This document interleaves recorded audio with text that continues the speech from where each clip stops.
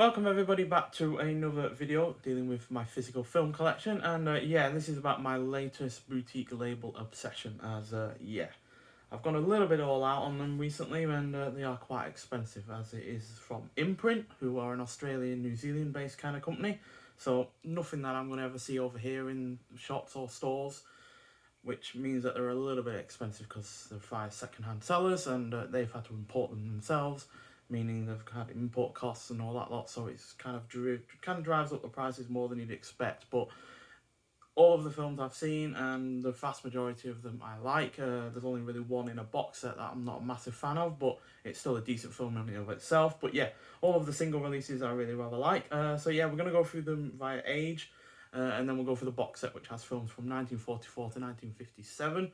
And yeah, the first of the single releases is When Worlds Collide from 1951, which they also do on the spine there. And yeah, 1080p presentation of the film from a 4K scan of the 35mm original colour. And yeah, really solid, kind of sci-fi disaster film, really. And yeah, kind of an originator in that kind of regard, because the 50s had a huge amount of these kind of films, and this is one of the first from that decade. So yeah, really solid film. Not the kind that you're going to see plenty of people fall over, but yeah, as a fan of 50s sci-fi and 50s sci-fi and horror and stuff like that, it really does fit the bill. One from that same decade, which is probably the ultimate classic of sci-fi films from that time, and that is The War of the Worlds from 1953. Now, you will see that I did actually forget that the discs generally aren't printed, which is fine. I'm not really fussed about that. But I also not particularly fond of the labelling on these, because it's from Australia and they have different kind of labelling system, and it just takes up a little bit too much of the overall artwork. But that's only a problem for these standard editions. It's not for the limited editions, thankfully. And yeah, again, disc is not printed, but yeah, I actually prefer this to the Steven Spielberg version from the 2000s, just because it's a little bit more of a classic kind of film. I prefer, the I'd say low budget, but it was $2 million back in 1953, so not overly low budget, but yeah, definitely lower budget than other sci-fi films in terms of modern ones. But yeah, definitely prefer it. I prefer the classic feel that this has going for it, and it's mastered from a new 4K restoration from the original camera negative, so it looks absolutely superb. So yeah, another classic sci-fi film from the 50s. And now we're moving on to sci-fi horror from 1958, I Married a Monster from Outer Space. Yeah, it's a bit more than the title, but the title is what drew me in, and I no doubt that is why they did it in the first place, because, if you're going to set yourself apart from other sci-fi horror films of the decade, then you really want to just set yourself apart as much as possible, and the title helps that. It's only a 1080p presentation of the film, so it's not, 4K scanned or anything like that, but it still looks good enough. And yeah, at the end of the day, it's all about what the film is, more than, how in detail it is. It doesn't have to be the most high def film going, but it's high enough. And then from the 70s, we have one of my favourite films from John Frankenheimer, one of his better later ones, and that is Black Sunday from 1977.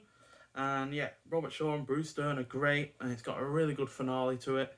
It's a little bit on the long side. It's 2 hours 23 minutes, so it's not the shortest of films. It's typical 70s excess in terms of the length, but yeah, it's really well good. 1080p presentation of the film by Paramount Pictures, and yeah, it's got a couple of interviews on it. Featurette with film historian Stephen Armstrong about John Frankenheimer, and yeah, he's one of my favourite directors, especially from the films on the 60s. You might have saw in previous update, I finally got Seconds from John Frankenheimer, which isn't my favourite of his from the 60s, but it's still a good film. And yeah, comes in a nice slipcase, and there's the original artwork itself.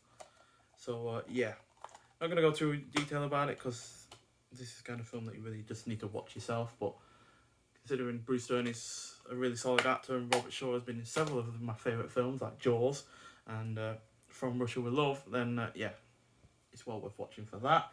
And then jumping ahead 20 years to 1997, Breakdown. This is one of the best thrillers from the 90s as far as I'm concerned, starring Kurt Russell and J.T. Walsh, who sadly died in only a year or so after this, which It's a great shame. He died way too soon. He was in so many great 90s films, like Red Rock West and The Negotiator, and several others that I'm slipping my mind right now. But yeah, this is a 1080p high definition presentation from a 4K scan, also from Paramount Pictures.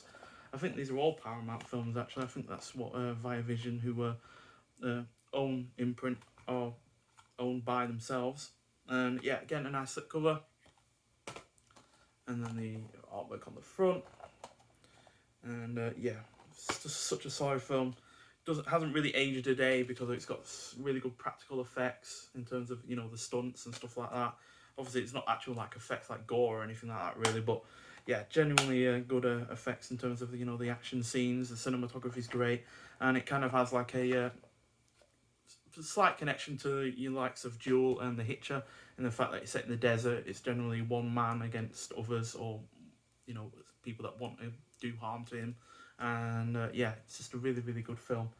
And moving a couple of years ahead to 1999, Stir of Echoes, one of my favourite late 90s horror films. And yeah, Kevin Bacon is really good in it. The fact that he started the decade out in a good horror film, Tremors, and then ended the decade in a good horror film with this is, yeah, just testament to him picking really good roles as far as I'm concerned. And yeah, only 1080p high definition transfer on this, so it's not going to be the best ultimate version of this. I'm sure there might be a 4K version come out at some point, but yeah, still a really, really good horror film. Doesn't rely on you cliches of the genre. And yeah, there's the original artwork there.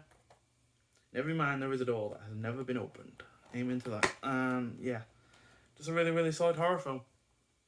It's nothing spectacular, and yeah, I've heard the fact that it was written and directed by Davy Corp, who also eventually did You Should Have Left, I think it was called, with Kevin Bacon, but that was apparently absolutely awful. But that came out 20 years later, so yeah, which is a shame. I would have hoped for another collaboration between them two to have been better, but unfortunately not.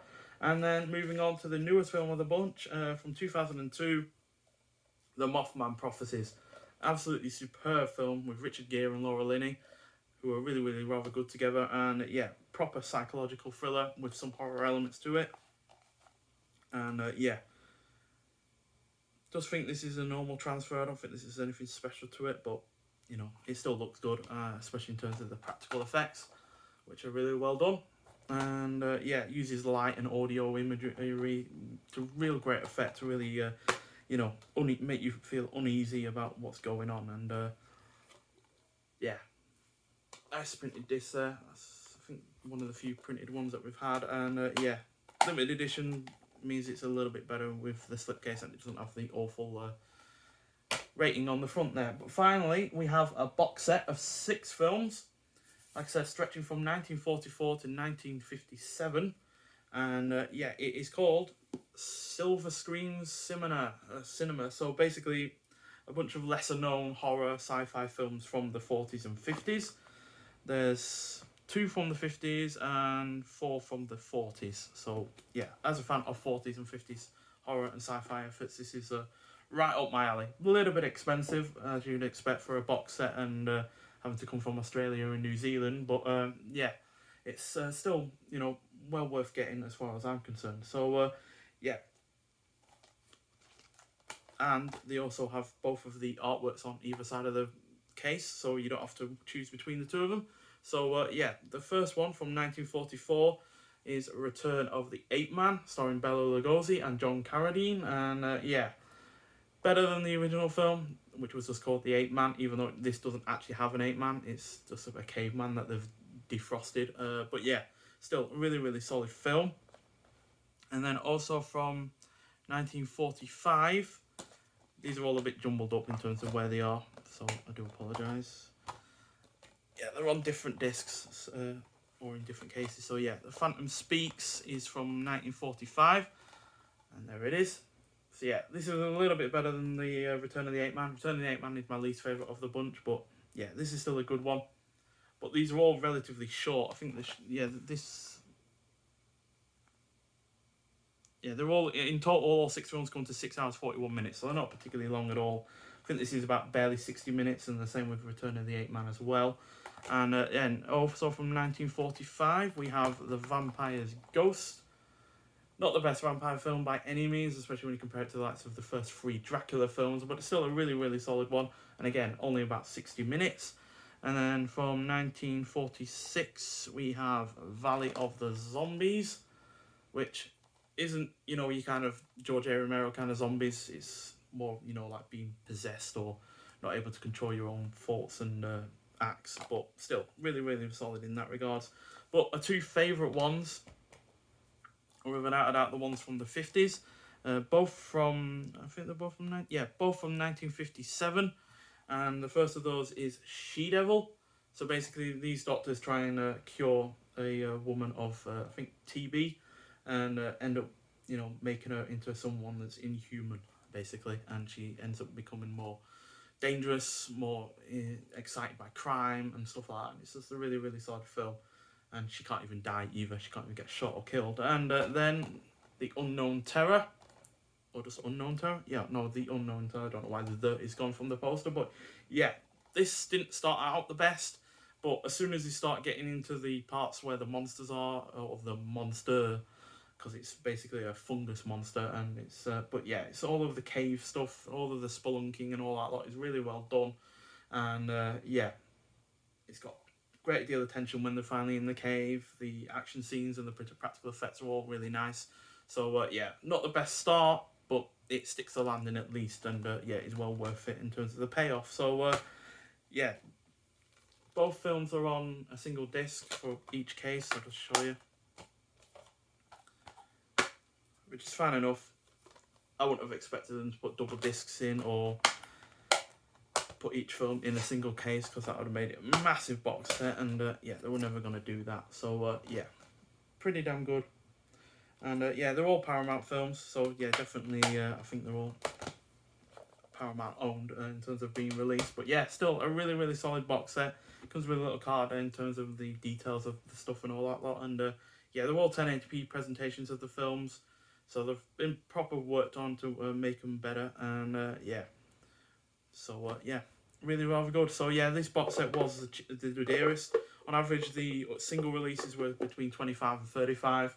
This, unfortunately, it was 75, but that's purely because it's so rare.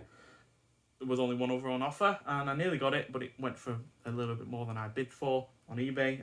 But then I found this, and immediately bumped up the price just to guarantee actually being able to get it, because it's incredibly rare in the UK. I think this is only one of 2 that I've seen sold, so it can't be all that common, so that's why it's as expensive as it was. But yeah, Imprint have really impressed me, quite frankly, and yeah, such a nice variety of films. You've got horror, you've got sci-fi, you've got sci-fi horror, you've got your thriller films from the 70s. They've got way more than this, but this is all I could find on eBay, and yeah, quite frankly, I'd spent enough for this month. But nonetheless, thanks for watching. I hope you've enjoyed this video and have been inspired to at least watch some of these films, because I do highly recommend all of them in some regard. But thanks for watching, and I'll see you in the next one. Bye.